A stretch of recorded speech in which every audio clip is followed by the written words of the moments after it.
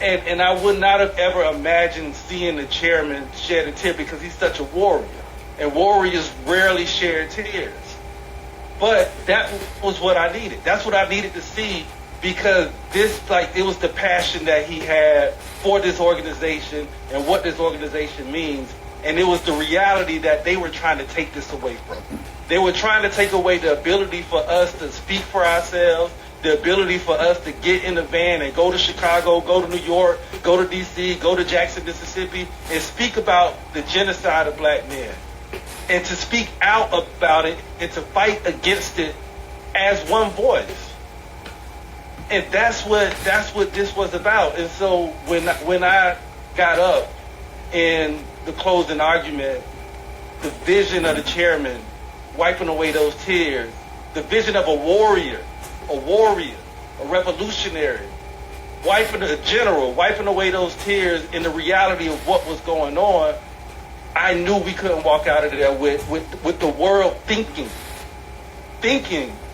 that we don't have a voice for ourselves, that we don't have the ability to speak for ourselves, that somebody else from Rush Asia, wherever it is, Eurasia, or wherever it is going to dictate and tell us what we can do, what we can think, how we can fight. In the midst of all of that, it was no way that we could walk away with anybody thinking that. And that's what the fight was about. And so I applaud you all too, because it meant a lot for that jury to look out and see that this is not three individuals fighting for their freedom. This was three members of an army, three soldiers with their lieutenant, with their chief. This was a tribe, this was a village that looked like what the world looks like. And that was important. That looked like what that jury looked like, and that was important.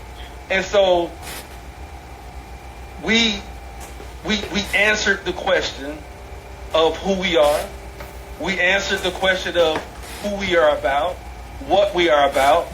And when we were able to say, and I thought it was important to start the conversation with Uhuru. I thought it was important to say that because that is who we are. We're not running from that. We're not running from a Swahili word. We're not running from that we are about freedom. We're not running from the work that we're doing. I thought it was important to start with that. And I thought it was important to end with the work that we do. So we showed that video at the end of it. And we not only showed the video from the end of it, we pointed out the fact that we build basketball courts in the middle of a neighborhood that was dilapidated for years when we talk about benign neglect. We talked about the doula workshops. We talked about the restaurants. We talked about the furniture stores. We talked about the gym. We talked about giving food to people who can't afford to have food. We talked about all the work that we're doing because this is what we do. And nobody tells us to do it. We have the voice to say it on our own. And so I believe you with the African proverb, and it says, when two elephants are fighting, the grass is the only thing that's damaged in the middle of it. The two elephants that are fighting are American and Russian. And they tried to make us the grass and damage us in the middle of the fight that they had going on. But like the grass that grows right here, like the grass that grows wherever the African People's Socialist Party has shown up, you can't trample on it. When they showed up in St. Petersburg 50 years ago, it grew greener with the Aquaba Hall. It grew greener with the work that you all been doing. When we showed up in St. Louis, the grass grew greener with all the work, with the release of the people that's been in jail and they get released and they have stuff to do, with the restaurant, with the shops, it's grown greener.